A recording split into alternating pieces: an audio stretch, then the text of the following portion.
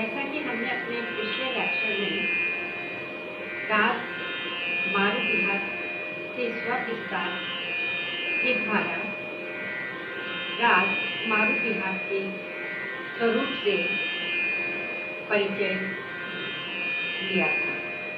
मैं सोचती हूँ आपने घर पे अभ्यास किया होगा। क्यों? क्योंकि संगीत गुरुमुख की कला है और बिना अभ्यास के आप कोई भी राग नहीं गा सकते, क्योंकि ये शास्त्रीय संगीत है, नियमों में बद्ध है। जैसा कि मैंने आपको पिछली बार स्वर विस्तार करते समय इस राग के न्यास स्वर पंचम, गंधार, निषाद और षड्ज किस तरह से उन पे न्यास किया जाता है, वो सब मैंने आपको काफी स्वर विस्तार के साथ में समझाया था। कैसे इस राग में शुद्ध मध्यम और सिद्ध मध्यम का प्रयोग होता है, किस रीति से मगर तीव्र मध्यम के साथ में संगति की जाती है और ऋषभ का किस तरह से जोरदार प्रयोग, यद्यपि आरोह में वर्जित है, लेकिन जब हम अवरोह करते हैं तब किस तरह से ऋषभ से हम जोरदार न्यास करते हैं, वो सब मैंने आपको प्रायोगिक रूप से गा के सिखाया था। आज हम राग मारुतिहास का बड़ा ख्याल सीखने जा रहे हैं। बड़े ख्याल के शब्द हैं रसिया हो न जा बाबू के देश। एक ही पंक्ति का स्थाई है, किंतु क्योंकि ये एक विलंबित ख्याल है, इसलिए इसमें सीमित शब्दों के माध्यम से भी पर्याप्त विस्तार की संभावनाएं बनी रहती हैं। तो हम आज इसका बड़ा ख्याल सीखेंगे। इसका बड़ा ख्याल जो है वो एक ताल में निपट, जो कि 12 मात्रा के ताल है। कोरोना के अभाव में तबला कंसिस्ट हमारे साथ नहीं है। हम अंगुलियों में गिनेंगे। आपको बता दूं, सम जा के ऊपर है। इसका टेक्स्ट जो है वो आपने लिख लिया होगा। तो हम अब राग का स्थाई शुरू करेंगे, अंगुलियों में गिनेंगे।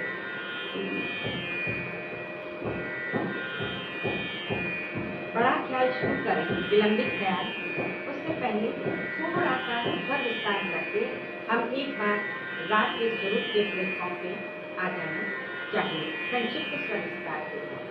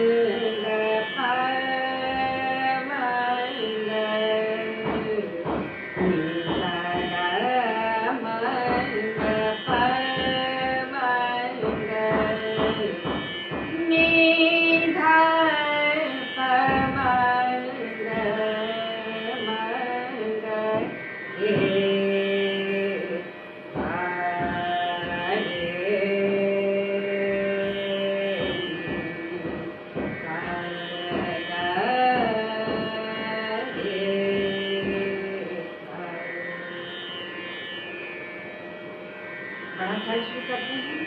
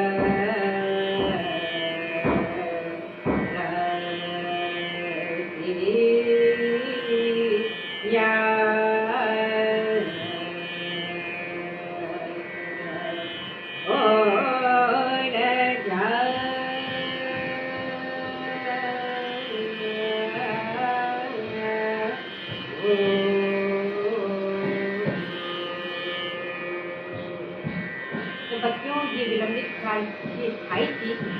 आप लोग इसका पूरा विस्तार करेंगे। कल हम अपने अगले लेक्चर में इसका अंतरा सीखेंगे।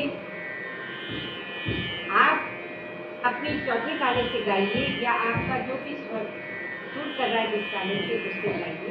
मैंने थोड़ा पिच नीचा रखा है क्योंकि गले में खराबी की वजह से मैं पूरा स्वर नहीं लगा पा रही हूँ। मुझे आशा है आप इस एक लाइन का इतना अभ्यास करेंगे।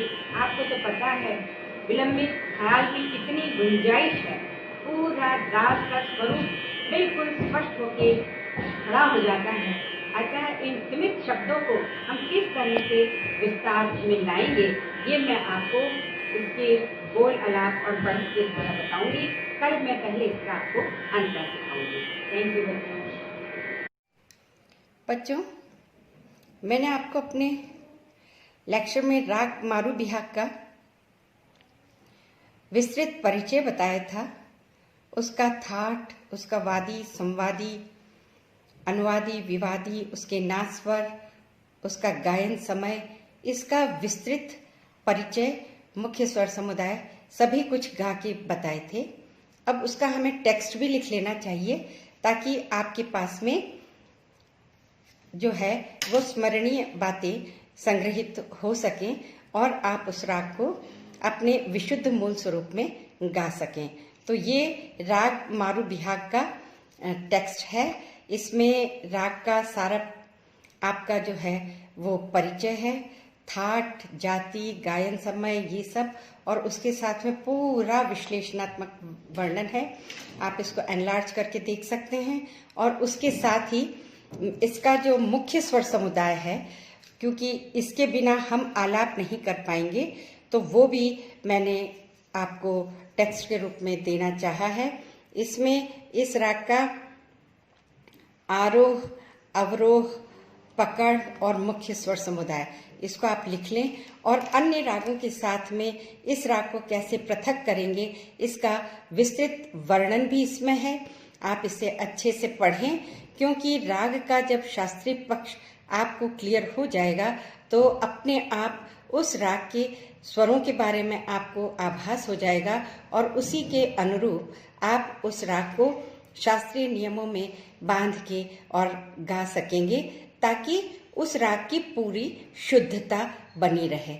आप और हम सभी जानते हैं शास्त्रीय संगीत में राग की शुद्धता का बहुत महत्वपूर्ण स्थान है। बस आप ये जो इसका जो मुख्य स्वर समुदाय है, इसको लिखते समय आरोह अवरोह और पकड़ को लिखते समय जो स्वर लिपि के जो चिन्ह हैं उनको आप पूरी अच्छी तरह से लिखें। मंद्र और ताड़ स्वरों के निशान है ना, तीव्र मध्यम का निशान, इसका समुचित प्रयोग जहाँ जहाँ उचित है, जहाँ जहाँ लिखा गया है उसका प्रयोग सही करें, तभी इस राग को आप शुद्ध रूप में गा सकेंगे और सही अभ्यास आप इसका कर पाएंगे। मैं आपको कल इस राग की स्थाई और अंतरे की बंदिश का भी टेक्स्ट दूंगी और इस टेक्स्ट को भी मैं आपके व्हाट्सएप ग्रुप में भी सेंड करूंगी ताकि आप अच्छे से इसका जो है वो लेखन कार्य संपन्न कर सकें। ठीक है बच्चों, धन्यवाद।